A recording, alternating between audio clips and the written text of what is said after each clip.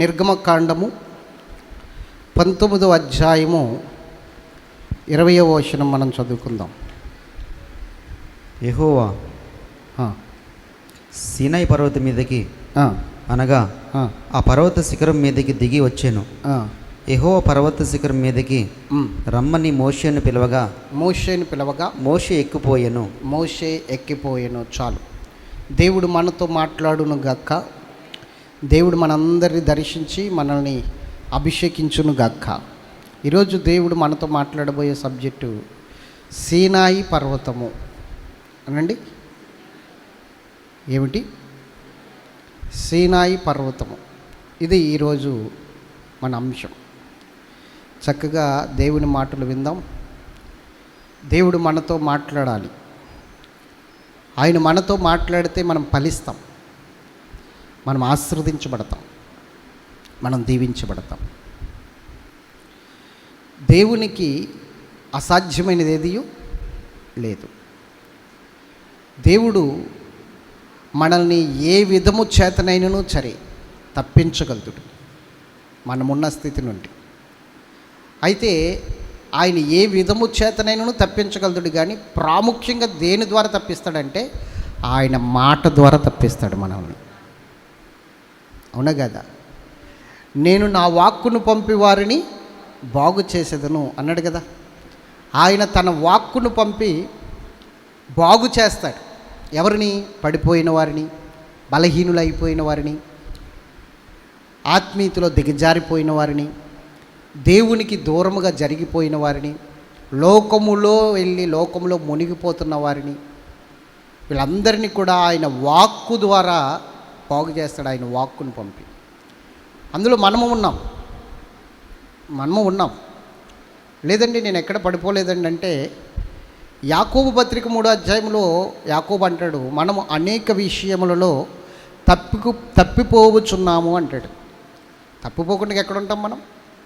మాట ద్వారా, తలంపుల ద్వారా, ఆలోచనల ద్వారా, క్రియల ద్వారా, నడవడికల ద్వారా, ప్రతి విషయంలో కూడా మనము తప్పుకుపోతూనే ఉన్నాం. తప్పిపోలేని వాళ్ళం ఏమీ కాదు. ఏదో ఒక చిన్న అభ్యంతరం, ఏదో చిన్న పొరపాటు. అయితే ఇక్కడ మనం గ్రహించుకోవలసిన విషయం ఏంటంటే, తప్పులు చేయని వారు ఎవరూ లేరు. ఉన్నారా? చెప్పండి.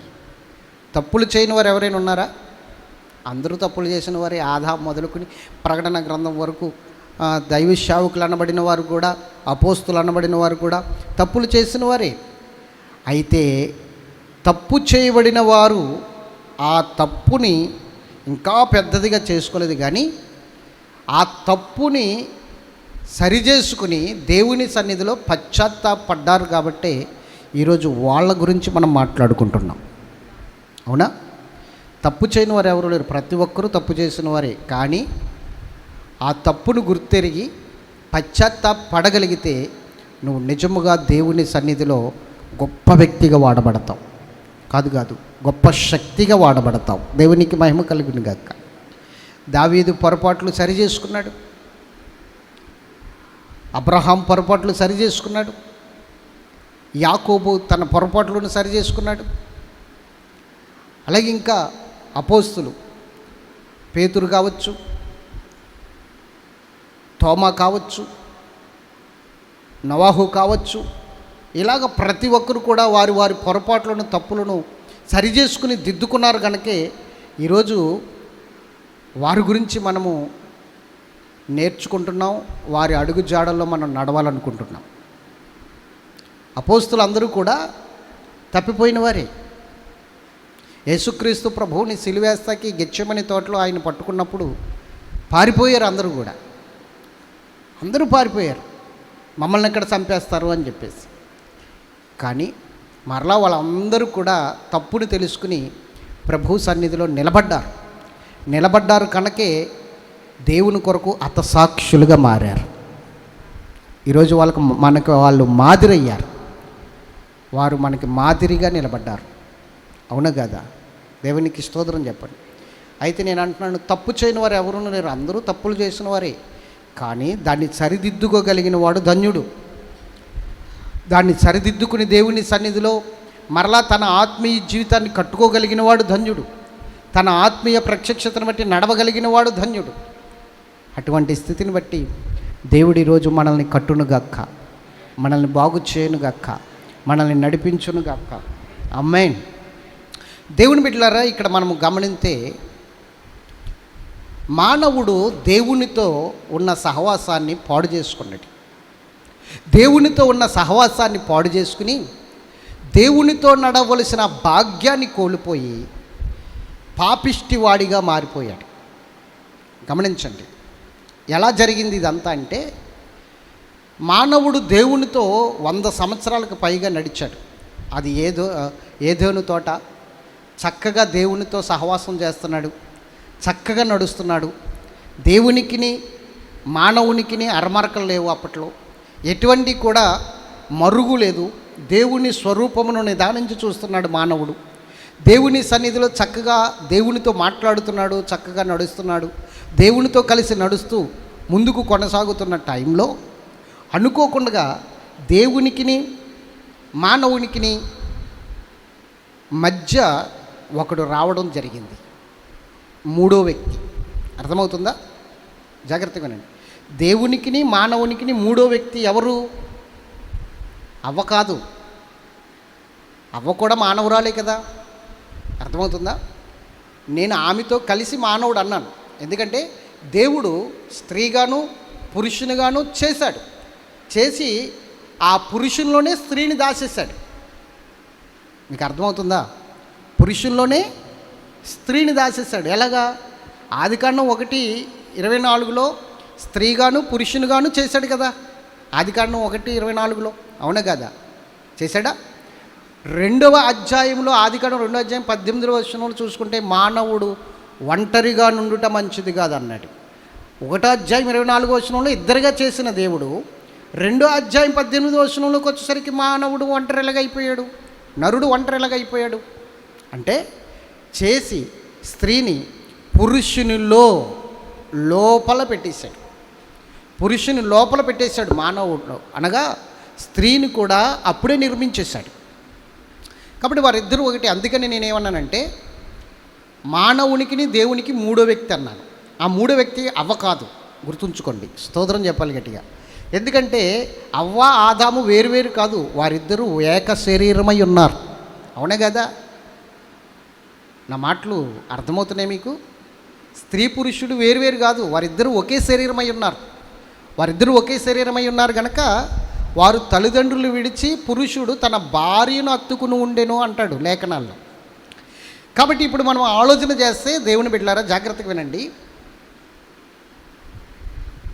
దేవునికిని మానవునికిని మధ్య మూడో వ్యక్తి ఎప్పుడైతే వచ్చాడో అప్పుడు ఖచ్చితంగా మానవుడు దేవుని సన్నిధి నుండి, ఆయన ప్రత్యక్షత నుండి, ఆయన అభిషేకము నుండి, ఆయన మహిమ నుండి దిగజారిపోయాడు కిందకి. నేను గడిచిన వారం చెప్పాను, యేసుప్రభువు వారు నాకంటే ఎక్కువగా తల్లినైనను తండ్రినైనను అన్నదమ్ములనైనను అక్క చెల్లెలనైనను భూములనైనను ఇండ్లనైనను భార్యనైనను బిడ్డలనైనను ప్రేమించేవాడు నాకు పాత్రుడు కాదు. ఎందుకు? నువ్వు ఎప్పుడైతే రక్షించబడ్డావో, ఎప్పుడైతే ఆత్మీయంగా ఎదుగుచున్నావో, దేవునితో ఒక సహవాసం కలిగి జీవిస్తున్నావో అప్పుడు నీకును దేవునికిని మధ్యలో ఒక వ్యక్తి రాకూడదు. అది ఏమైనా సరే, అది బంగారం కానివ్వండి, వెండి కానివ్వండి, లేకపోతే ధనము కానివ్వండి, ఈ లోకంలో ఉన్న సంపద ఏదైనా కానివ్వండి, లేకపోతే మనుష్యులే కానివ్వండి, అది దేవునికి నీకును మధ్యలో ఒక విగ్రహముగా నిలబడిపోతుంది.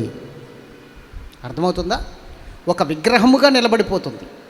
అందుకని యేసుప్రభువు వారు ఆ మాట చెప్పారు మత్తయి 10:37లో. మొన్న అదే కదా వివరణ ఇచ్చాను గడిచిన వారం.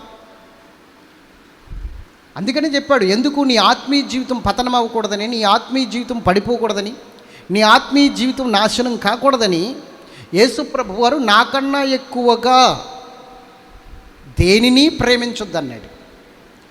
ఈ విషయాన్నే మీకు వివరంగా చెప్పాను. అపవాదికి చోటు వచ్చేస్తుంది వెంటనే.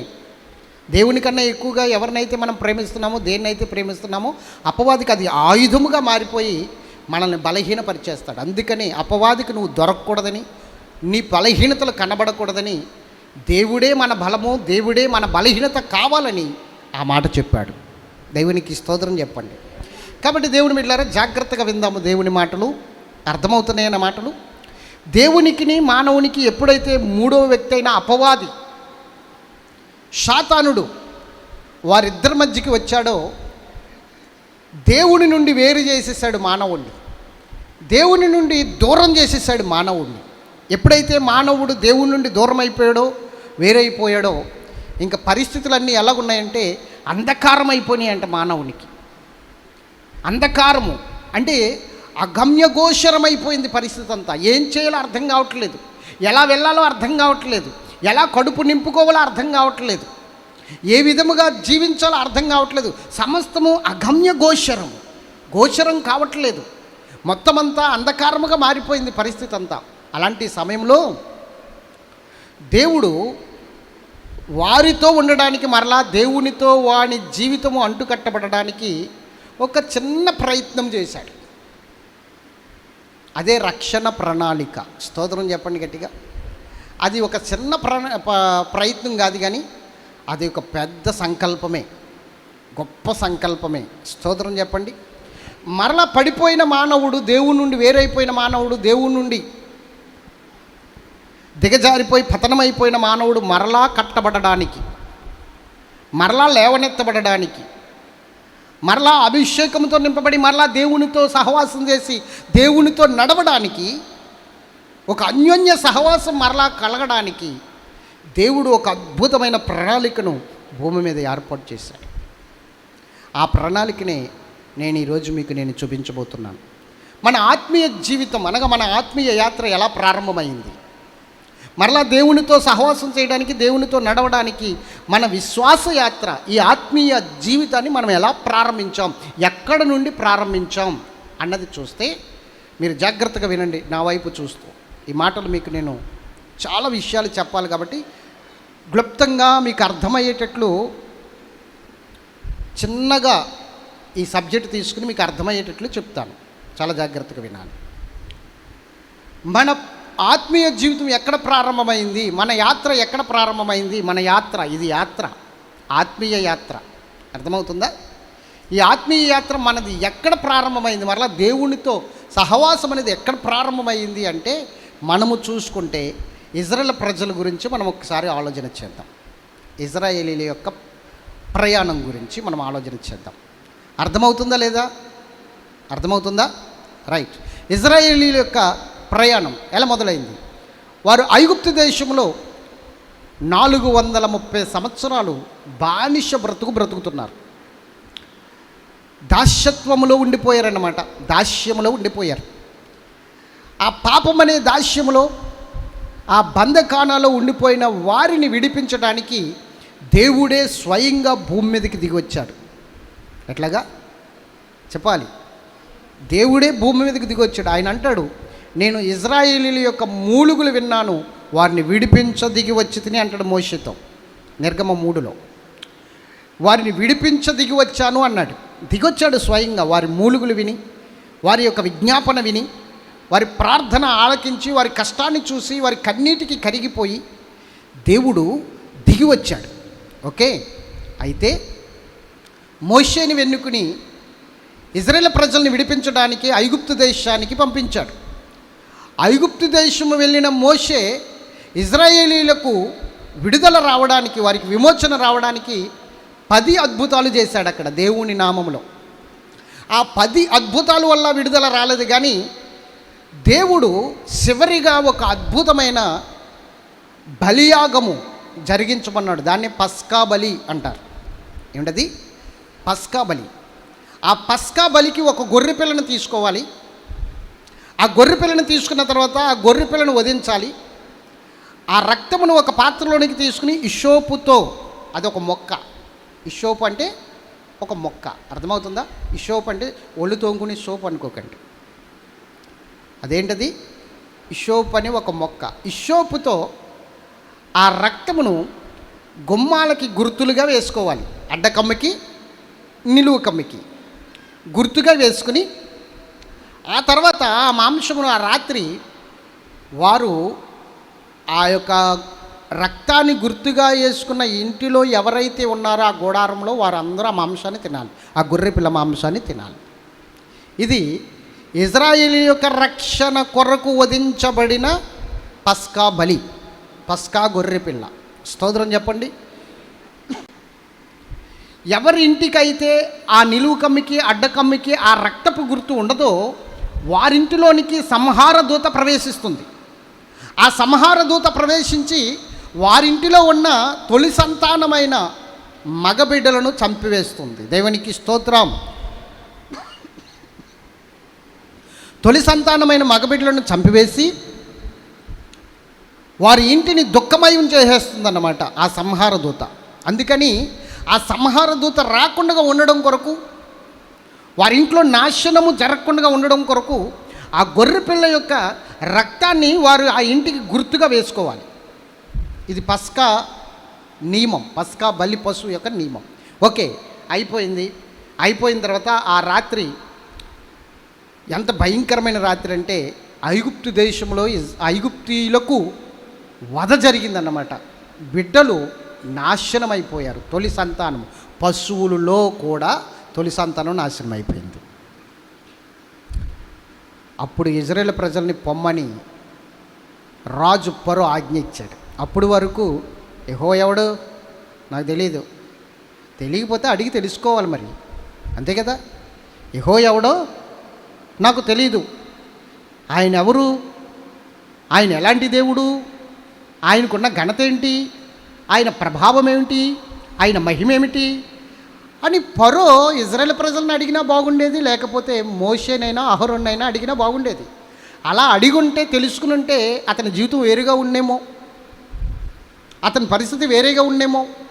కానీ ఫరో యెహోవా ఎవడో నాకు తెలియదు కాబట్టి నేను మీకు సెలవివ్వను ఆరాధించడానికని గర్వంగా మాట్లాడాడు. హృదయాన్ని కఠినపరుచుకున్నాడు. చాలా భయంకరమైన పరిస్థితి. యెహోవా ఎవడో నాకు తెలియదు అన్నాడు. అక్కడ జాగ్రత్తగా వినండి. అప్పటికే బహుదేవత ఆరాధన చేస్తున్నారు వాళ్ళు. బహుదేవత ఆరాధన చేస్తూ యెహోవా ఎవడో తెలియదు అన్నాడు. యెహోవా ఎవరో తెలుసుకుంటే వేరేగా ఉండేమో. ఎందుకంటే అలా తెలుసుకున్న వారిని బట్టి దేవుడు సంతోషిస్తాడట. ఇర్మియా గ్రంథంలో రాయబడింది, నేనెవరో తెలుసుకోండి, పరిశోధించి తెలుసుకున్నట బట్టియే నేను సంతోషించుచున్నాను అన్నాడు. తెలుసుకోవాలి మనం, దేవుడు ఎవరో తెలుసుకోవాలి. వచ్చి స్వస్థతలు వస్తున్నాయని, అద్భుతాలు జరుగుతున్నాయని, గొప్ప కార్యాలు జరుగుతున్నాయని మనం కూర్చుని అద్భుతాల మీద మనల్ని మనం కట్టుకుంటే ఏదో ఒక రోజున కూలిపోతాం, పడిపోతాం. అద్భుతాలు మనల్ని ఆత్మీయ జీవితంలో కట్టం. యెహోవా ఎవరు, దేవుడు ఎవరు, సృష్టికర్త ఎవరు తెలుసుకుని నిలబడితే ఆ స్థితి మనల్ని ఆత్మీయంగా కడుతుంది, ముందుకు నడిపిస్తుంది.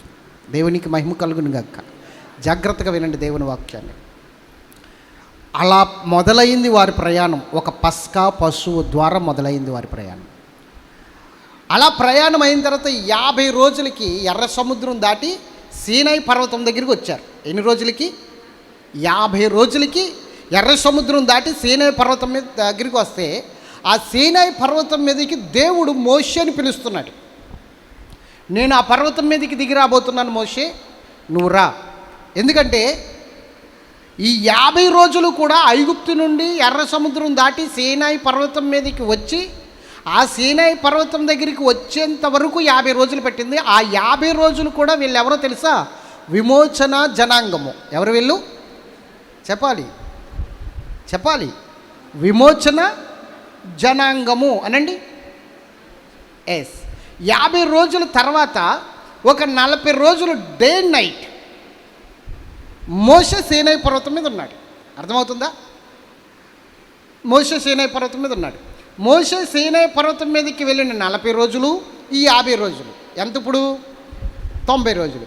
ఈ 90 రోజుల తర్వాత దేవుడు విమోచన జనాంగాన్ని ఎలా మార్చాడో తెలుసా? నిబంధన జనులుగా మార్చాడు. దేవునికి స్తోత్రం చెప్పాలి. జాగ్రత్తగా వినండి. విమోచన జనాలను నిబంధన జనులుగా మార్చాడు. ఎలాగా? నిబంధన పలకలిచ్చి, నిబంధన వారికి ఇచ్చి, ఆ పలకలను ఇచ్చి విమోచన జనాంగాన్ని నిబంధన జనులుగా మార్చాడు. ఓకే, ఇప్పుడు మనం ఆలోచించవలసిన విషయం ఏంటంటే ఆ పర్వతం మీదకి ఎవరు ఎక్కలేరు, ఎవరు ఎక్కడానికి వీల్లేదు. మోషే మాత్రమే ఎక్కాలి. దేవుడు మోషేతో పాటు ఎవరిని రమ్మన్నాడంటే అహరోను కూడా ఎక్కి రమ్మన్నాడు. మోషేతో పాటు అహరోను ఎక్కి రమ్మన్నాడు. అహరోను కూడా ఎక్కెళ్ళాడు. తర్వాత మోషేతో పాటు మోషే పరిచారకుడైన యెహోషువ కూడా ఎక్కాడు. దేవునికి మహిమ కలుగును గాక. ఎంతమందికి తెలుసు? మోషే అహరోను కూడా ఎక్కి రమ్మన్నట్టు ఎంతమందికి తెలుసు? తెలుసా? దేవునికి మహిమ కలుగును గాక. మోషేతో పాటు దేవుడు అహరోను కూడా ఎక్కి రమ్మన్నాడు. ఎస్, అహరోను ఎక్కాడు. అలాగే మోషే పరిచారకుడైన యెహోషువ కూడా ఆ పర్వతం ఎక్కాడు. ఇంకెవరు ఎక్కకూడదు. ఎవరైనా ఆ పర్వతం ఎక్కితే చచ్చిపోతారన్నమాట. చంపేయాలి, రాళ్ళతో కొట్టి చంపేయాలి. అది నిబంధన. దేవునికి స్తోత్రం చెప్పాలి. ఇప్పుడు ఈ సీనాయి పర్వతం అనే ఆ శిఖరము మీదకి ఎక్కగలగడం అంటే ఏమిటి? అలాంటి స్థితి ఏమిటి అన్నది మనం ఆలోచన చేయాలి.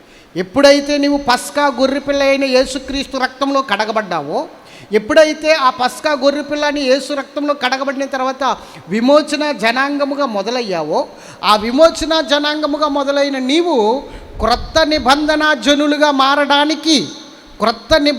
జనులుగా సీనాయి శిఖరము ఎక్కాలి. చెప్పండి, ఎక్కడికి ఎక్కాలి? సీనాయి పర్వత శిఖరం ఎక్కాలి. ఎందుకు అక్కడికి ఎక్కాలి? దేనికి అక్కడికి ఎక్కాలి? అక్కడికి ఎక్కితేనే నువ్వు మానవుడు పోగొట్టుకున్న సహవాసం, మానవుడు పోగొట్టుకున్న భాగ్యము, మానవుడు పోగొట్టుకున్న ప్రత్యక్షత, మానవుడు పోగొట్టుకున్న దేవునితో నడిచే కృప, ఆ భాగ్యం మరలా పొందుకునే అవకాశం ఆత్మీయ శిఖరమైన ఆ సియోను శిఖరం మీదే ఉంది. దేవునికి స్తోత్రం చెప్పండి.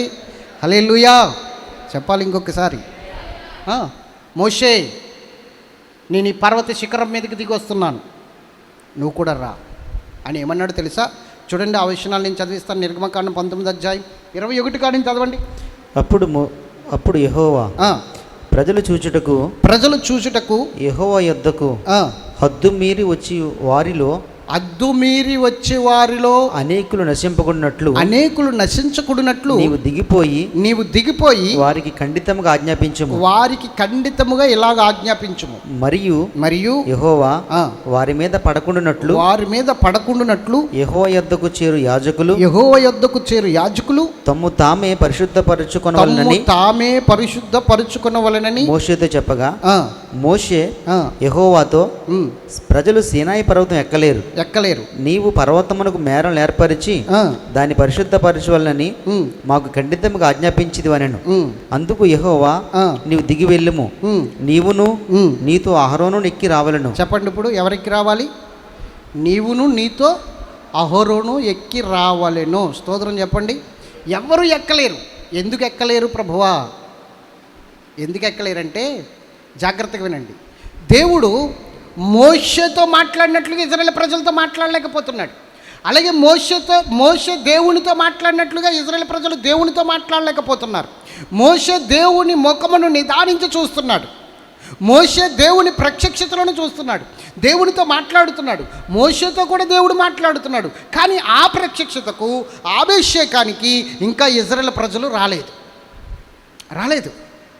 అందుకని ఆత్మీయ శిఖరము ఎక్కడానికి, అంత ఆత్మీయ శిఖరం ఎక్కే అంత స్థితికి ఇంకా వీళ్ళు రాలేదు. అలాంటి పరిస్థితికి రాలేదు. అందుకని ఎక్కలేని పరిస్థితుల్లో ఉన్నారు. అందుకే దావీదు భక్తుడు ఏమని ప్రార్థన చేస్తాడంటే, నేను ఎక్కలేనంత ఎత్తైన కొండ మీదకి నన్ను ఎక్కించు అంటాడు. ఎక్కలేనంత ఎత్తైన కొండ ఏమిటి? ఆయన ఎక్కలేనంత ఎత్తైన కొండకి ఎక్కాలనుకోవడం ఏమిటి? అసలు ఆ కొండ ఏమిటి? అదే దేవునితో సహవాసము చేసే ఆత్మీయ కొండ. చెప్పండి, ఏ కొండది? ఆత్మీయ ప్రత్యక్షత, ఆత్మీయ అభిషేకం, దేవునితో ఉండే భాగ్యం. ఆ కొండ మీదకి నేను ఎక్కాలి. ఈరోజు నేను చెప్తున్న విషయాలు జాగ్రత్తగా వినండి, చాలా జాగ్రత్తగా వినండి. ఇప్పుడు మనము నిజముగా దేవుని యందు విశ్వాసం ఉంచిన వారమే, అవునా కదా? దేవుని యందు విశ్వాసం ఉంచి దేవునితో నడుస్తున్నాము అని విశ్వసిస్తున్న వారమే. చెప్పండి, నేను దేవునితో నడుస్తున్నాను, దేవునికి నాకును అన్యోన్య సహవాసం ఉంది అన్నవారి చేతులు పైకెత్తండి. చాలామంది ఎత్తుదామ మాందామని ఆలోచిస్తున్నారు. దేవునితో నడిసే ఆ ప్రత్యక్షత కూడా అనుమానంతో ముడిపడిపోయిందా?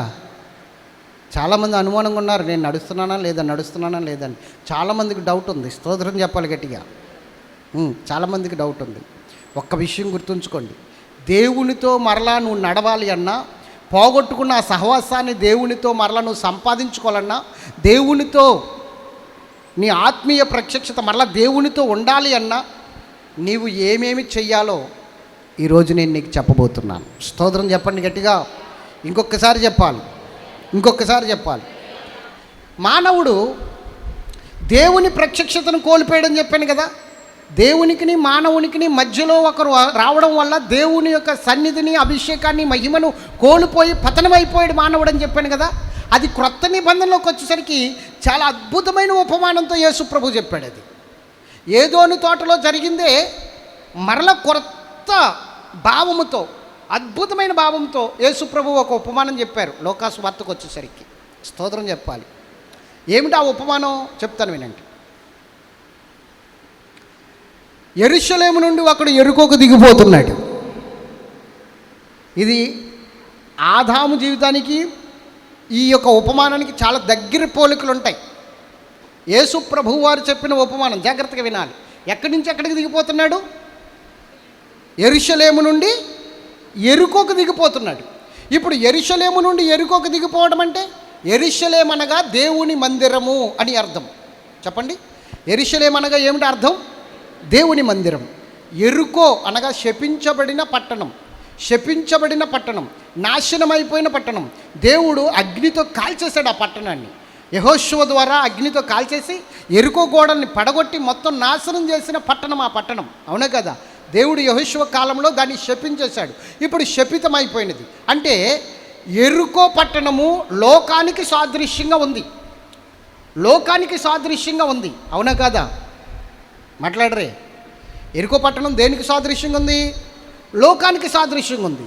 అయితే ఇప్పుడు యోహాను భక్తుడు ఏమంటున్నాడంటే, మొదటి యోహాను పత్రికలో లోకమును దాని ఆశలు గతించిపోవచ్చున్నవి అన్నాడా లేదా? లోకమును దాని ఆశలు గతించిపోవచ్చున్నవి కనుక దేవుని చిత్తము నెరవేర్చువాడు నిరంతరము నిలిచి ఉంటాడు.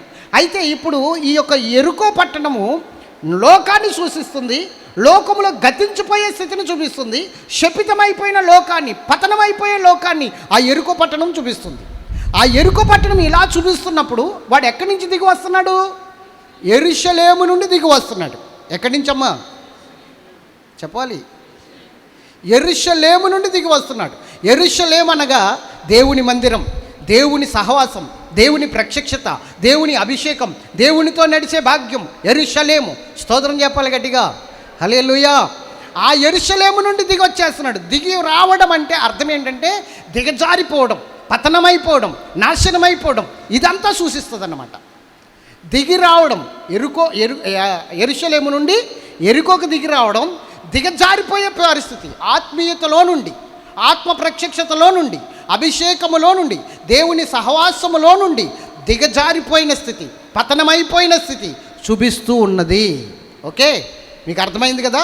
యెరికో అంటే ఏమిటి? ఇప్పుడు లోకము నాశనం అయిపోయిన స్థితి. లోకమును దాని ఆశలు ఏమైపోతున్నాయి? త్వరలో ఈ పంచభూతములు మహావేంద్రముతో లయమైపోతున్నాయి. మరి దాని ఆశలన్నీ గతించిపోతాయి, ఇంకేమీ ఉండదు.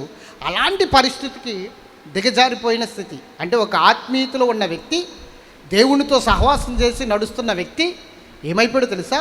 లోకంలో పడిపోయాడని అర్థం. లోకంలో ఉన్న వాటికి ఆకర్షించబడ్డాడని అర్థం.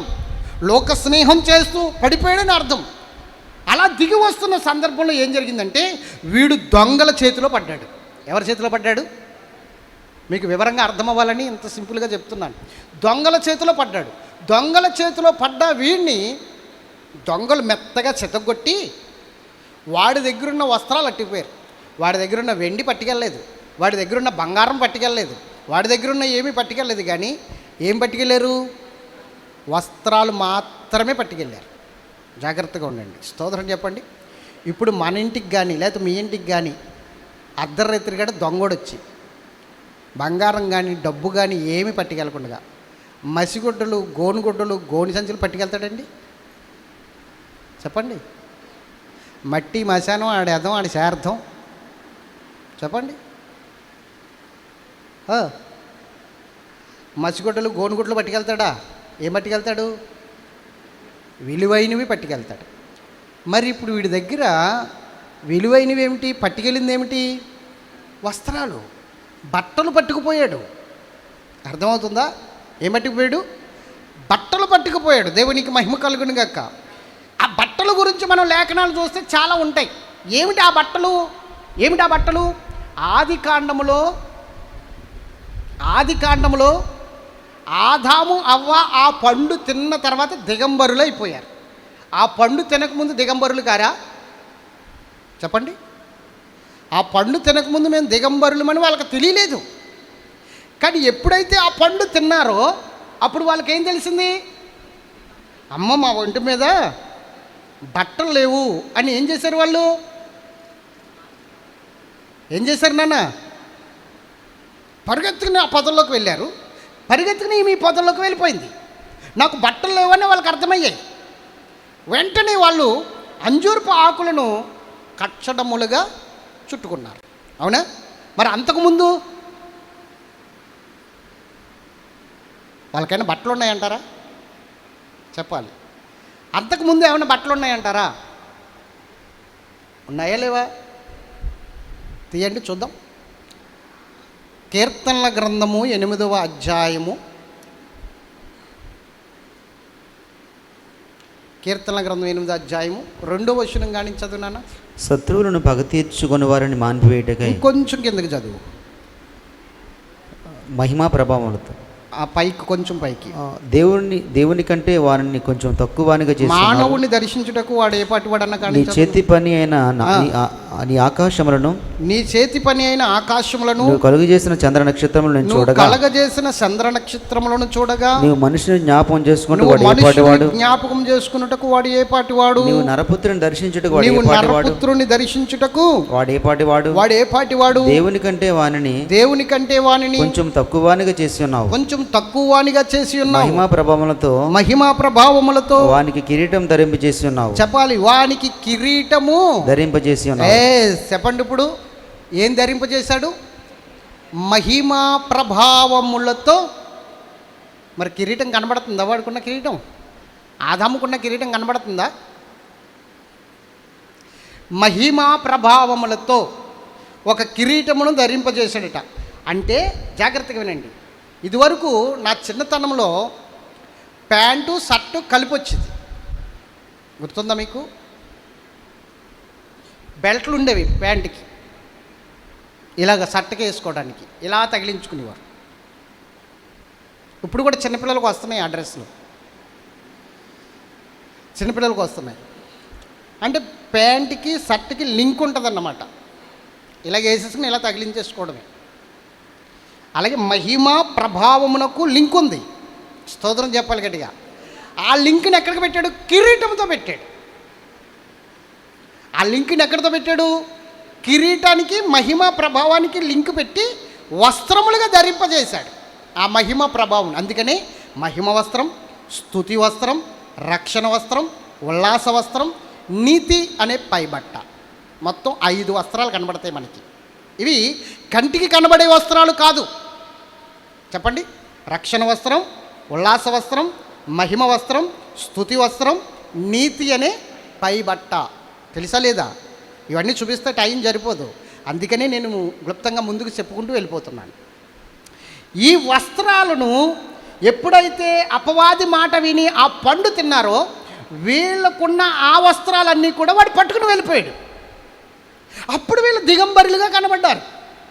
అప్పుడు వీళ్ళు బట్టలు లేవన్న సంగతి వీళ్ళకి అర్థమైంది. అంతవరకు ఈ యొక్క వస్త్రాలు, రక్షణ వస్త్రము, ఉల్లాస వస్త్రము, మహిమ వస్త్రము, స్తుతి వస్త్రము, నీతి అనే ఈ పైబట్ట వాళ్ళకు ఉన్నాయి కాబట్టి, మహిమా ప్రభావములతో కిరీటమును ధరింపజేశాడు కాబట్టి వారు ఆల్రెడీ అలంకరించబడిన వారే. ఏదోని తోటలో చక్కగా అలంకరించబడ్డారు వాళ్ళు. ఏదోని తోటలో అలా అలంకరించబడి ఉన్నవారు ఎప్పుడైతే ఆ పండు తిన్నారో, ఎప్పుడైతే ఆ పండును తిని దేవుని ఆజ్ఞను అతిక్రమించి పాపము చేశారో, ఆ పాపము ద్వారా ఇచ్చిన జీతము మరణం అనేది వీళ్ళకి ఎప్పుడైతే ప్రాప్తించిందో అప్పుడు ఈ వస్త్రాలన్నీ వాడు పట్టుకుని వెళ్ళిపోయాడు.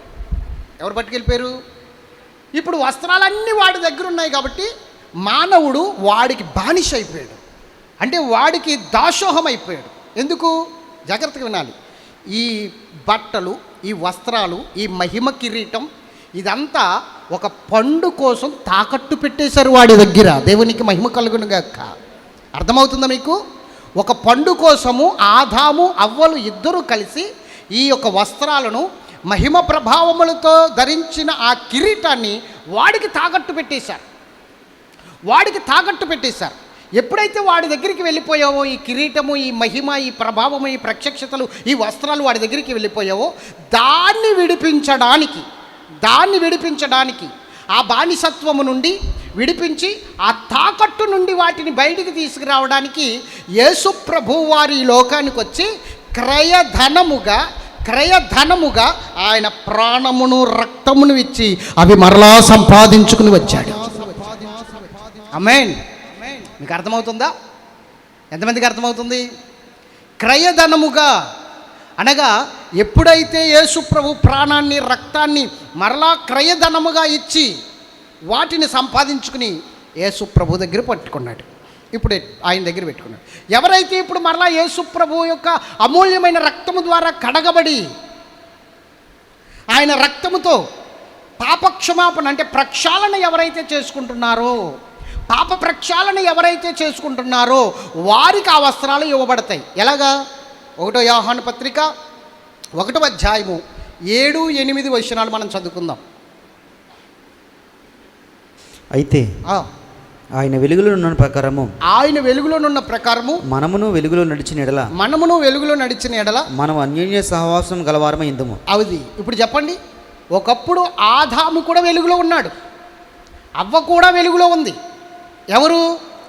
దేవుడు వెలుగులో ఉన్నాడు కనుక ఆదాము, అవ్వ కూడా ఎక్కడున్నారు? వెలుగులో ఉన్నారు. అప్పుడు వాళ్ళు అన్యోన్య సహవాసం కలిగిన వారు అయ్యారు. ఎప్పుడైతే చీకటి వారిలోనికి వచ్చిందో, ఎప్పుడైతే ఆ పండు తిని ఇవన్నీ వాడికి ఇచ్చేశారో, అప్పుడు వీళ్ళు అన్యోన్య సహవాసం కోల్పోయారు. మరలా ఎప్పుడైతే యేసు ప్రభువు వచ్చి క్రయధనముగా ఆయన ప్రాణాన్ని, రక్తాన్ని పెట్టి మరలా సాతాను దగ్గర నుంచి అవి తీసుకున్నాడో, మరలా ఎవరైతే ఇప్పుడు యేసు ప్రభు దగ్గరికి వచ్చి అయ్యా నేను పాపం చేస్తానని ఒప్పుకుంటున్నారో, ఆ పాపము నుండి విడుదల పొంది ఆయన రక్తంలో కడగబడుతున్నారో, ఆయన వెలుగులోనున్న ప్రకారంగా వీళ్ళు కూడా వెలుగులోనికి ఎలాగైతే వస్తున్నారో, పోగొట్టుకున్న ఆ ఏదోను తోటలో అన్యోన్య సహవాసం మరలా సంపాదించుకుంటున్నాము.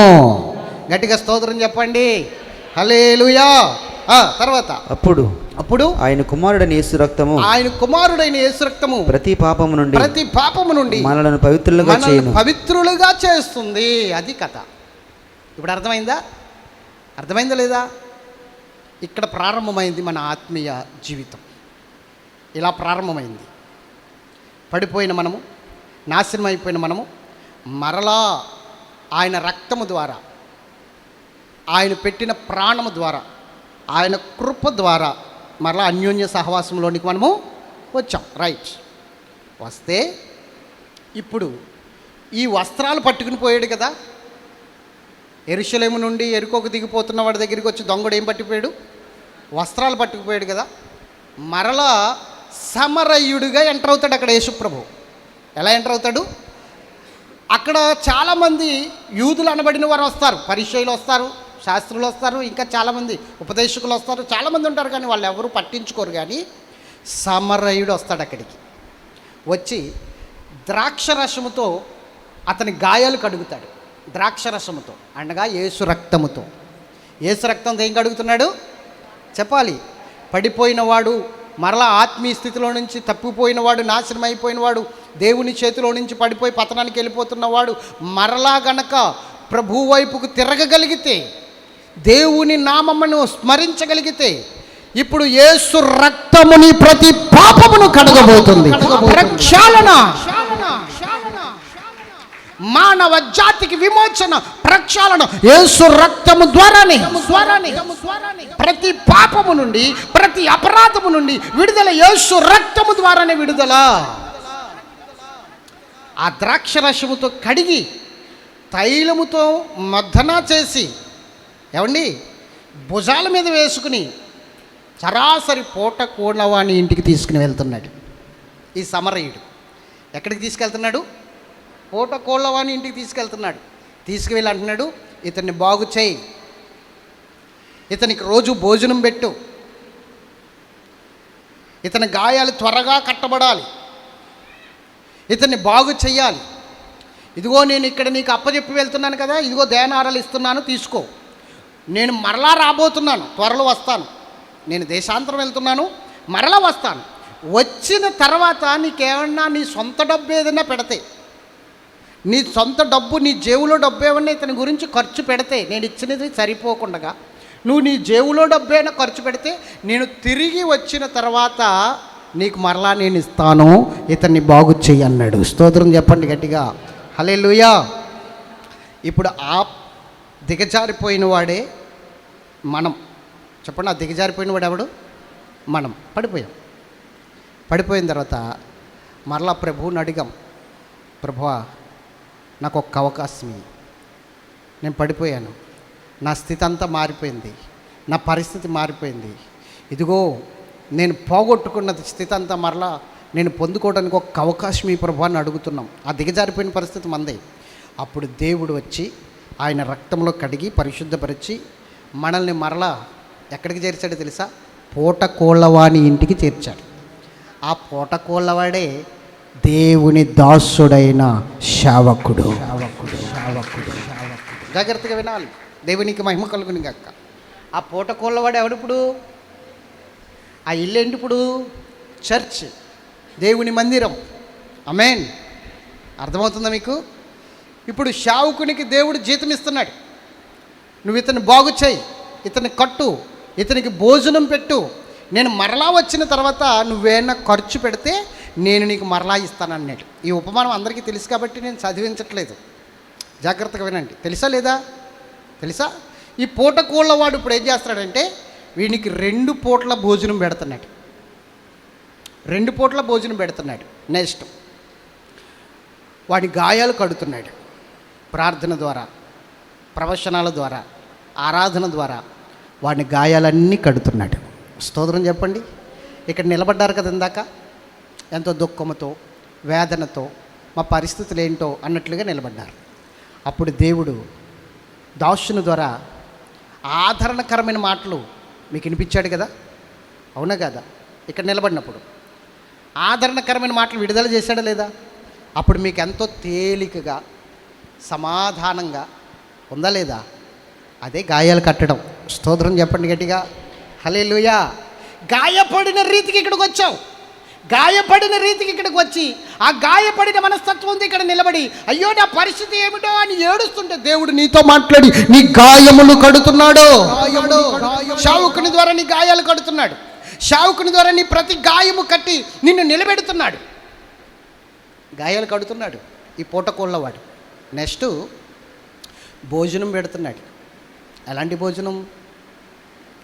ఎక్కడ పడిపోయావో, ఎక్కడ దిగజారిపోయావో, ఎక్కడ నీ పరిస్థితులన్నిటినీ, నీ ద్వారాలన్నీ మూసేసుకున్నావో, తలుపులన్నీ ఎక్కడ వేయబడ్డాయో అక్కడ మరలా జ్ఞాపకం చేసుకుని పశ్చాత్తాపడు.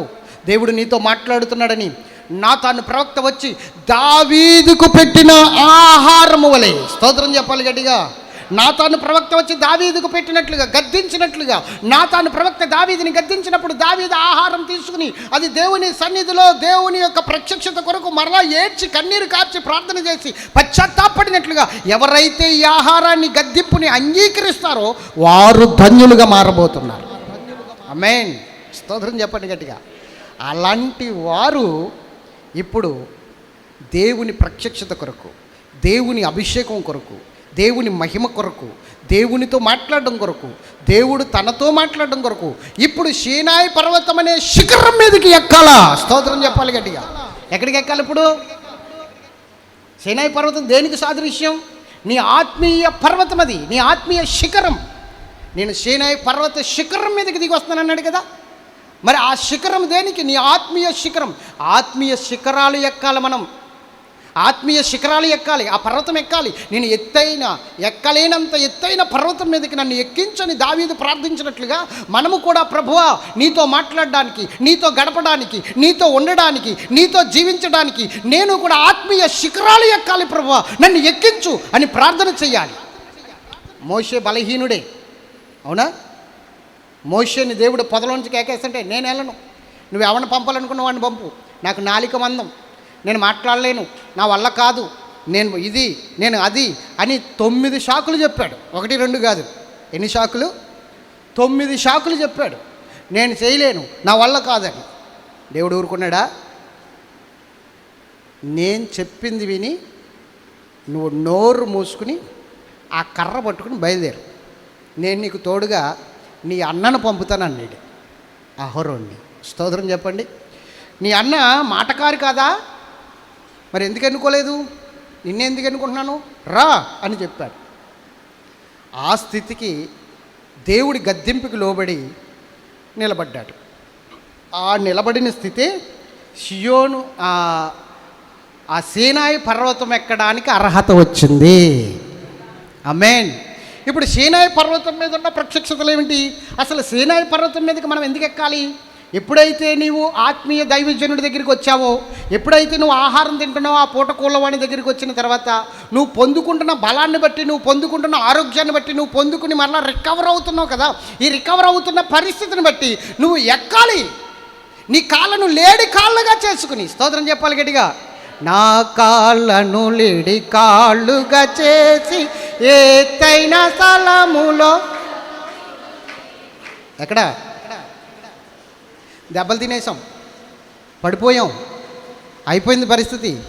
మన వస్త్రాలన్నీ పట్టిపోయాడు. ఏమండి, ఇప్పుడు మీ ఆలోచనలు పట్టిపోతున్నాడు బయటికి. ఎవరైనా ఒడియాలు ఆమ్లెట్ వచ్చారా బట్టలోని? ఏం మరలా, స్తోత్రం చెప్పండి గట్టిగా, మరలా పెట్టుకుందాంలే, పోయిందేముంది. దేవునికి స్తోత్రం చెప్పండి. మరి ఎందుకు బయటికి చూస్తున్నారు? మనం ఎక్కడున్నాం? మనం ఏం తడం, వస్తుంది అలాగే పోతుంది, మనకు అవసరం లేదు. ఎందుకంటే ఈరోజు పెళ్ళిళ్ళు ఉన్నాయి కదా, వాళ్ళకి చల్లగా ఉండడం కొరకు. దేవునికి స్తోత్రం చెప్పండి. ఇంకొకసారి చెప్పండి. మనసులో ఏదో పెట్టుకున్నారు మీరు. మిమ్మల్ని ఏమి అడగట్లా, స్తోత్రం చెప్పమంటున్నాను అంతే. ఇంకా మీరేమి మనశ్శాంతిగా లేరు. ఇంకొంచెం చెప్పండి. బలవంతంగా చెప్పిస్తున్నానా? స్తోత్రం చెప్పిన వారి అకౌంట్లో ఒక్కొక్క ₹1,00,000 పడునుగాక. చెప్తారనుకున్నాను. ఆ దేవునికి స్తోత్రం చెప్పండి. హల్లెలూయా. దేవుని బిడ్డలారా గమనించండి, ఈ ఆత్మీయ శిఖరము ఎక్కడానికి, ఇక్కడకు నువ్వు వచ్చిన తర్వాత, పూటకోళ్ళవాడి దగ్గరికి వచ్చిన తర్వాత నువ్వు తింటున్నావుగా, ఆ పూటకోళ్ళవాడు పెడుతున్నాడా లేదా? వారానికి 2 సార్లు 3 సార్లు పెడుతున్నాడుగా, యూట్యూబుల్లో పెడుతున్నాడుగా. చెప్పాలి, టీవీల్లో చూస్తున్నారు, యూట్యూబ్లో చూస్తున్నారు, బోల్డ్ విధాలుగా చూసి తింటున్నారుగా ఆహారం. మరి తింటున్నప్పుడు ఆ బలమంతా ఏమైపోతుంది? చిన్నప్పుడు 4 పూటలు తినేవాడిని నేను. ఎన్ని పూటల? పొద్దున్నే స్కూల్కి వెళ్ళిపోయినప్పుడు తినేసేవాడిని 7:30, 8కి. మరలా మధ్యాహ్నం స్కూల్ అయిపోయిన వెంటనే వచ్చి భోజనం చేసేవాడిని. మరలా స్కూల్కి వెళ్ళిపోయేవాడిని కదా, స్కూల్ 4కి వదిలేస్తే వచ్చి తినేసేవాడిని. మరలా సాయంత్రం మామూలే 7, 8కి. ఎన్ని పూటలు అయింది? ఎవరైనా 3 పూటలు తింటారు. నేను ఎన్ని పూటలు తినేవాడిని? 4 పూటలు. పప్పుసారి అయితే ఇంకో పూట ఎక్స్ట్రా, అలా తిన్నా ఎలా ఉండేవాడిని అంటే ఇలా ఉండేవాడిని, బలహీనంగా ఉండేవాడిని, నీరసంగా ఉండేవాడిని. మా నాన్న మా అమ్మ అంటూ ఉండేవారు, ఒరే తిన్నదంతా ఏం చేసేస్తున్నావురా, తిన్నదంతా ఎక్కడికి వెళ్ళిపోతుందిరా, అలా అనేవారు. ఇంకో మాట అనేవారు, చెప్పొచ్చో చెప్పకూడదు మరి, తిన్నదంతా ఏ పొయ్యిలో పూసేస్తున్నావురా అనేవారు. దేవునికి మహిమ కలుగును కాక. ఎక్కడ వేసేస్తున్నావురా, ఏమైపోతుందిరా తిన్నదంతా అనేవారు. ఈరోజు నిజంగా ఎంత వాక్యం విన్నదంతా ఏమైపోతుందో అర్థం కావట్లా. ఏం చేసేస్తున్నారు? చాలా బాగుందండి వాక్యము, అబ్బబ్బబ్బా మంచిగా చెప్పారండి. ఈరోజు తీర్పర్లుగా ఉన్నారు, జడ్జిమెంట్ ఇవ్వడానికి జడ్జీలుగా ఉన్నారు విశ్వాసులు. మళ్ళీ చెప్పారండి, మంచిగా చెప్పారండి, చాలా బాగా చెప్పారండి, చాలా బాగుందండి, అంతే. ఒక జడ్జిమెంట్ ఇచ్చి వెళ్ళిపోతున్నాం అంతే. ఆ విన్నదాన్ని బట్టి నలగొట్టబడడం, ఆ విన్నదాన్ని బట్టి మరలా నిన్ను నువ్వు సరి చేసుకోవడం, ఆ విన్న దాన్ని బట్టి ఉపవాసం ఉండి దేవుని సన్నిధిలో కన్నీరు కార్చిన ఆ పరిస్థితి ఇదే కదా ప్రభా, నాతో మాట్లాడావు కదా ప్రభా, ఇప్పుడు నువ్వు మాట్లాడిన దాన్ని బట్టి నా బ్రతుకు మార్చుకోవాలనుకుంటున్నాను ప్రభా, నాకు సహాయం చేయ ప్రభా అని చెప్పేసి నిన్ను నువ్వు నలగొట్టుకునే స్థితికి రావట్లేదు. చెప్పిన దాన్ని బట్టి అబ్బా భలే చెప్పారండి అని ఒక జడ్జిమెంట్ ఇచ్చి వెళ్ళిపోతున్నావు, అంతే కదా. ఒకవేళ ఆ వాక్యం నీకేమైనా నొచ్చుకుందనుకో, అబ్బే అదేం వాక్యం అలా చెప్పారేటి, అబ్బే అదేం కాదు అలా కాదు అని మరలా దానికి కూడా జడ్జిమెంట్ ఇస్తున్నాం. అంటే మీరు న్యాయాధిపతుల స్థానంలో ఉన్నారన్నమాట. మేము ఎక్కడున్నాం మరి? మీ చేత తీర్పించుకుని ఆ స్థానంలో మేము ఉన్నాం అన్నమాట. దేవునికి స్తోత్రం చెప్పు. ఈ దుర్మార్గం నశించునుగాక. చెప్పరే, గట్టిగా చెప్పండి, ఇంకా గట్టిగా.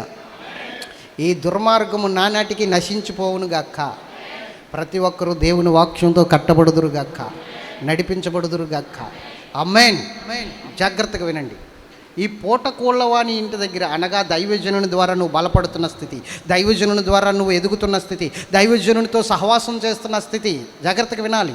ఎప్పుడైతే మోషేతో సహవాసం చేస్తున్నాడో అహరోను ఎక్కగలిగాడు ఆ కొండ. ఎప్పుడైతే మోషేతో సహవాసం చేసి పరిచర్య చేస్తున్నాడో యెహోషువ ఎక్కగలిగాడు ఆ కొండ. కర్మవారు ఎక్కలేకపోయారు ఆ పర్వతం అంచులు ముట్టుకోవడానికి కూడా అర్హత లేదు వాళ్ళకి. ఎందుకంటే మోషే మీద తిరగబడేవారు, మోషే మీద అభ్యంతరం పెట్టుకునేవారు, మోషేకు విరోధముగా చనుక్కునేవారు. మరి ఎలా ముట్టుకోగలదురు ఆ కొండని? ఎలా చేరగలదురు ఆ కొండ దగ్గరికి?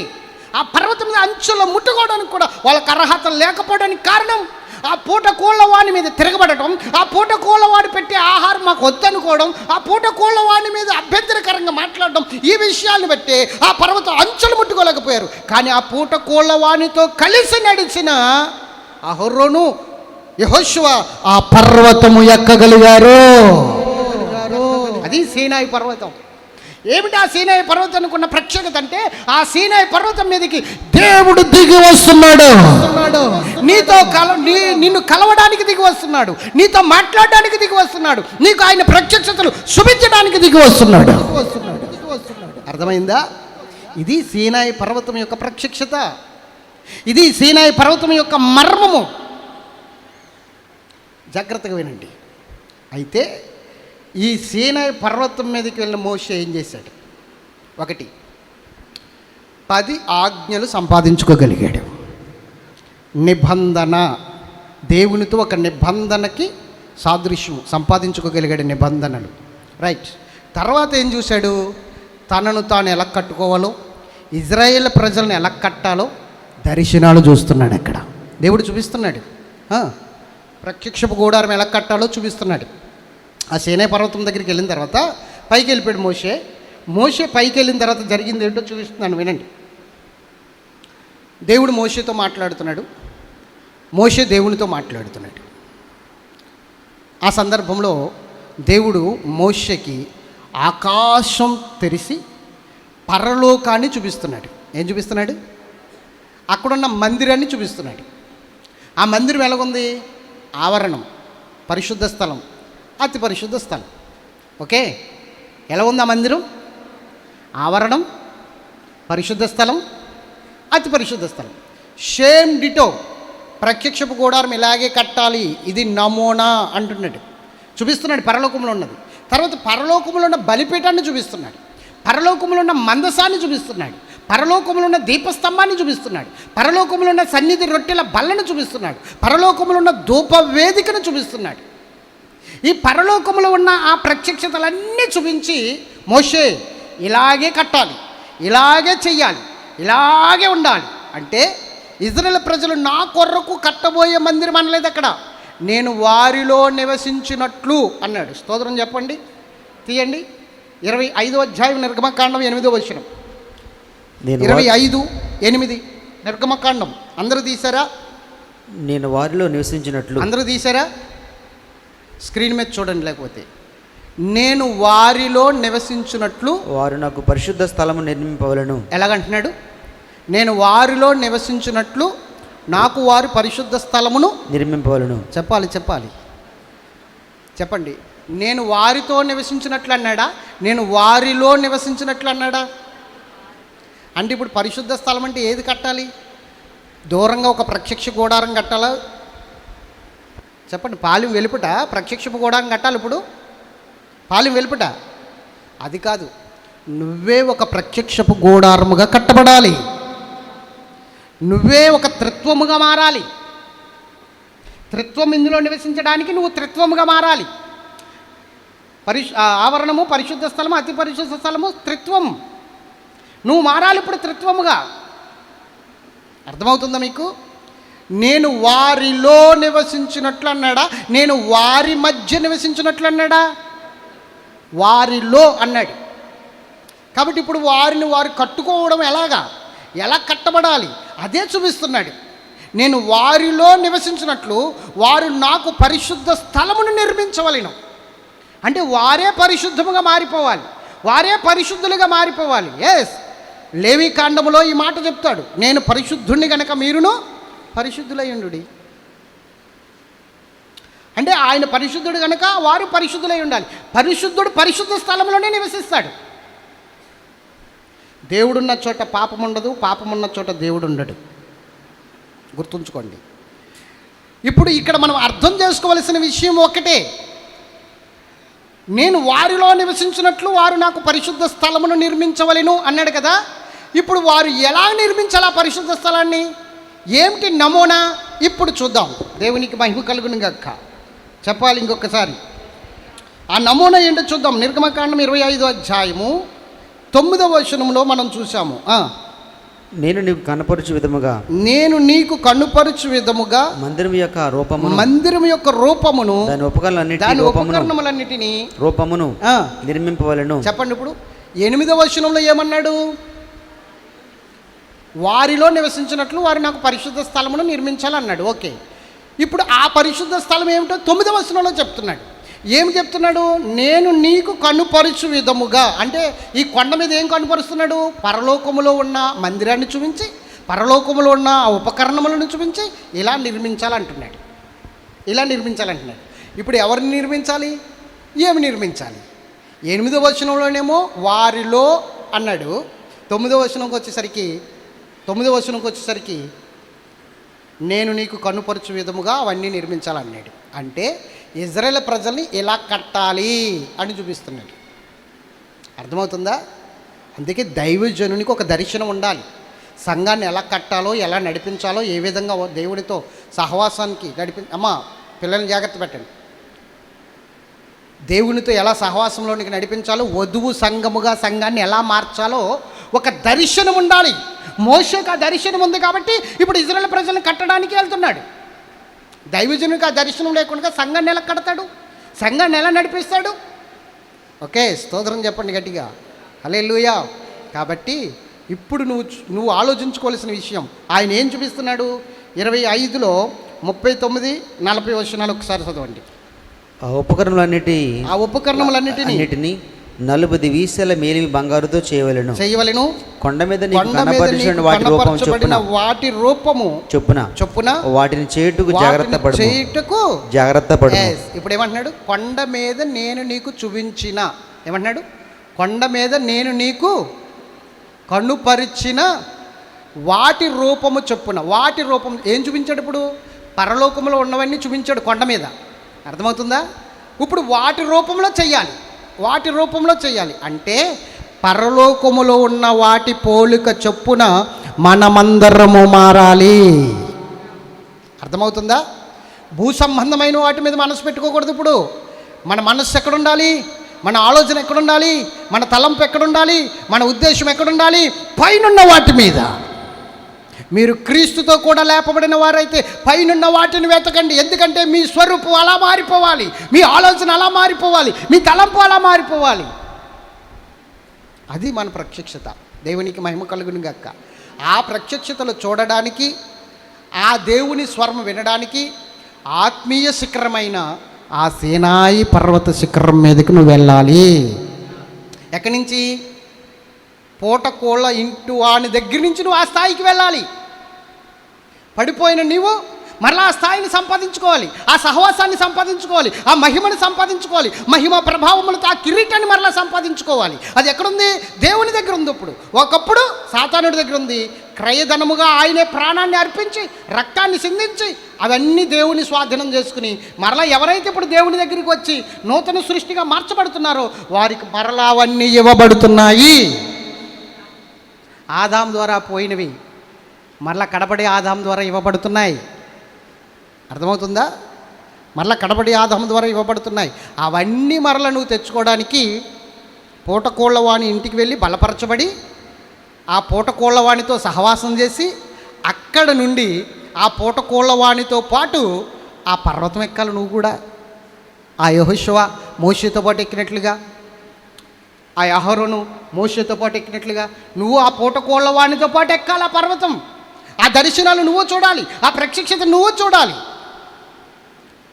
అందుకే సేనాయి పర్వతం పెట్టాడు మధ్యలో దైవజనుడితో పాటు ఎక్కడానికి. మరి ఎక్కుతున్నావా సేనాయి పర్వతం? ఆ ప్రత్యక్షతలోనికి వస్తున్నావా? ఆ మహిమలోనికి వస్తున్నావా? ఆ దర్శనంలోనికి వస్తున్నావా? ఒక్కసారి ఆలోచన చేయి, ఒక్కసారి ఆలోచన చేయి. అర్థమవుతుందా? సేనాయి పర్వతం అనండి, చెప్పాలి. సేనాయి పర్వతం అక్కడికి వెళ్తేనే ఆయన ప్రత్యక్షతలు నీకు దొరుకుతాయి, ఆయన మహిమ నీకు దొరుకుతుంది. ఆనాడు మోషే ఒక్కడే వెళ్ళాడు, ఇప్పుడు మోషేతో పాటు అందరూ వెళ్ళాలి. అంటే దైవజనుడితో పాటు అందరూ వెళ్ళాలి. తీయండి చూద్దాం ఆ సేనాయి పర్వతం ఎలా మారిపోయిందో చివరికి వచ్చేసరికి. చూద్దాం, చూడండి. ఎబ్రిల్కి రాసిన పత్రిక 12వ అధ్యాయం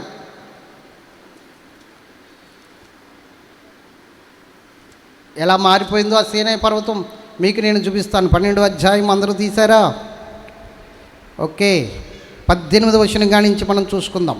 సృజించి తెలుసుకొనదగినట్టు, సృజించి తెలుసుకొనదగినట్టు, మండుచున్నట్టు కొండకును అగ్నికిని కారు మేఘమునకును గాఢాంధకారమునకును తుఫానుకును మాటల ధ్వనికి మీరు వచ్చి ఉండలేదు. ఒక్క జంతువైనను ఆ కొండను తాకిన యెడల రాళ్లతో కొట్టబడవలనని ఆజ్ఞాపించిన మాటకు వారు తాళలేక ఆ ధ్వని వినిన వారు మరి ఏ మాటయు తమతో చెప్పవలదని బ్రతిమాలుకొనిరి.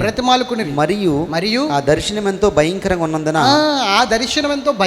ఉన్నందున మోషే నేను మిక్కిలి భయపడి వణుకుచున్నానెను. ఇప్పుడైతే సీయోను కొండకును జీవం గల దేవుని పట్టణమునకును అనగా పరలోకపు యెరూషలేమునకును వేవేల కొలది దేవదూతల యొద్దకును పరలోకమందు రాయబడిన జ్యేష్ఠుల సంగమునకును వారి మహోత్సవమునకును అందరి న్యాయాధిపతి అయిన దేవుని యొద్దకును సంపూర్ణ సిద్ధి పొందిన నీతిమంతుల ఆత్మల యొద్దకును క్రొత్త నిబంధనకు మధ్యవర్తి అయిన యేసునొద్దకును హేబేలు కంటే మరి శ్రేష్టముగా పలుకు ప్రోక్షణ రక్తమునకును మీరు వచ్చి ఉన్నారు. అది గట్టిగా చప్పట్లు కొట్టండి.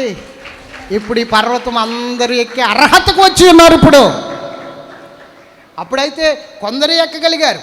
ఇప్పుడైతే ఎవరైతే దైవజనునితో సహవాసం చేసి దైవజనుని ద్వారా దేవునితో సహవాసం చేయడానికి ఇష్టపడుతున్నారో ఇప్పుడు సంఘమంతా ఎక్కాలి. అప్పుడు మోషే నువ్వు ఒక్కడివే రా అన్నాడు, మోషే అహరోను తీసుకురా అన్నాడు, మోషే యెహోషువను తీసుకురా అన్నాడు. కానీ ఇప్పుడు ఏమంటున్నాడు తెలుసా? దైవజనుడా సంఘమంతటిని తీసుకురా అంటున్నాడు. గట్టిగా చప్పట్లు కొడదామా? మరి ఇప్పుడు రావాలి. ఎంతమంది ఎక్కడానికి సిద్ధంగా ఉన్నారు నాతో పాటు ఆ పర్వతం? ఏం చేయాలి ఇప్పుడు? కాళ్ళు లాగేస్తున్నాయండి. ఈ మధ్యకాలంలో ఒళ్ళు వచ్చేసి ఎక్కలేకపోతున్నానంటే కుదరదు. అందుకే నువ్వు నూతన సృష్టికి ఎలా మారాలో తెలుసా? లేడి కాళ్ళగా మారాలి. లేడి పరిగెడుతుంది కదా, అలా పరిగెత్తాలి. నా కాళ్ళను లేడి కాళ్ళుగా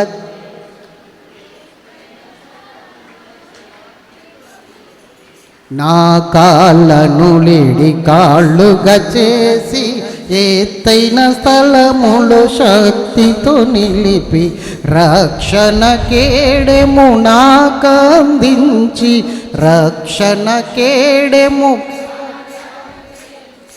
అక్షయముగా తన పాక్షము చేర్చిన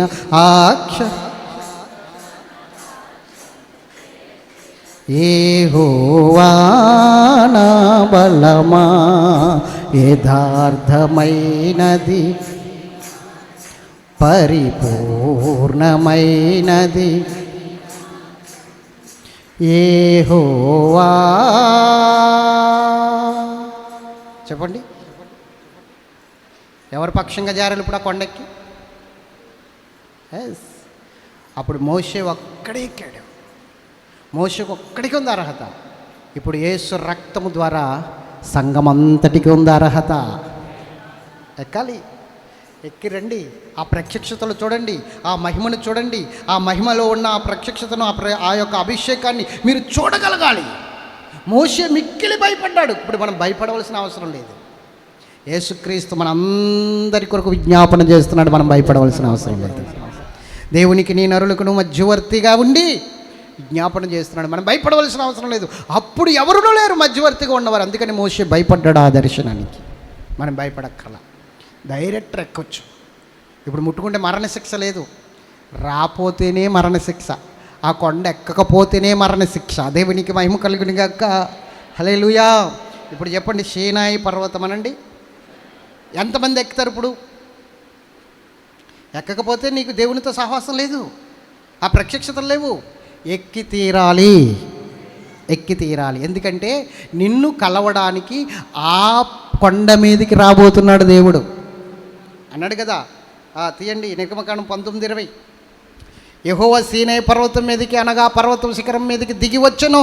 యెహోవా పర్వత శిఖరం మీదకి రమ్మని మోషేని పిలువగా మోషే ఎక్కిపోయాను. అర్థమైందా? నిన్ను కలవడానికి ఆ పర్వతం మీదకి దిగి వస్తున్నాడు. నీతో మాట్లాడడానికి ఆ పర్వతం మీదకి దిగి వస్తున్నాడు. నీకు దర్శనాలు చూపించడానికి, పరలోకపు దర్శనాలు చూపించడానికి ఆ పర్వతం మీదకి దిగి వస్తున్నాడు. మరి ఆ పర్వతం ఎక్కకపోతే దేవుడిని ఎలా కలుసుకుంటావు? దేవుడితో ఎలా మాట్లాడతావు? దేవుడు నీతో ఎలా మాట్లాడతాడు? దేవుని ప్రత్యక్షతలు నువ్వు ఎలా చూస్తావు? అందుకే ఎక్కాలి. ఎక్కడానికి ప్రయాసపడాలా. సంగమా సిద్ధమా? చెప్పాలి. సిద్ధమా? ఎక్కుదామా? వస్తారా? దేవునికి స్తోత్రం. మొన్న ఒక అతను అంటున్నాడు, మీ కాలట్టుకుని వచ్చేస్తాను. నా కాలట్టుకుంటే నేను కిందకు వచ్చేస్తాను, నేను పైకి వెళ్ళగలుగుతాను. దేవునికి స్తోత్రం చెప్పండి. ఏసన్న గారు అన్నారు, మన ఇండియన్ ప్రజలంట పీతలు లాంటి వాళ్ళంట. పీతలు తెలుసా? ఎందుకు తెలియదండి? అందరూ వండుకుని తినేస్తాం కదా పీతలు. అవి ఒక బకెట్లో వేయండి పీతల్ని. కష్టపడి ఒక పీత పైకి ఎక్కుతుంది అనుకో, రెండో పీత క్వాలిటీ లాగెత్తుంది, ఎక్కనవదు. అందుకని బకెట్లో పీతలు వేసినా మనకేం మూత ఎట్టక్కలద్దు, అవి పైకి ఎక్కవు. ఓ పీత ఎక్కితే ఇంకో పీత లాగెత్తుంది కిందకి. అలా ఉండకూడదు మనం. దేవునికి స్తోత్రం చెప్పండి. ఒకటి పైకి వెళ్తుంటే కిందకి లాగేసేలా ఉండకూడదు. వాడు అడుగు జాడల్లో నడిచి మనం పైకి వెళ్ళాలా. ఆమేన్. గట్టిగా చెప్పాలా, ఇంకొకసారి చెప్పాలా. దేవుడు మనతో మాట్లాడిన రీతికి ఇప్పుడు ఆ కొండ అంచుల వరకు ఎక్కి, చివరి వరకు ఎక్కి, శిఖరం వరకు ఆ ప్రత్యక్షతల్లో మనం నిలబడాలి. చెప్పండి, అందరూ సిద్ధమేనా? వెళ్దామా? అయితే మోకాళ్ళు వేయండి, ఎక్కుదాం. మోకాళ్ళు వేయండి. ఖచ్చితంగా ప్రార్థన చేద్దాం. ఎక్కాలి. ఖచ్చితంగా దర్శనాల్లో, ప్రత్యక్షతలో మనం ఎక్కబోతున్నాం. ప్రార్థన చేద్దాం. ప్రార్థన. అందరూ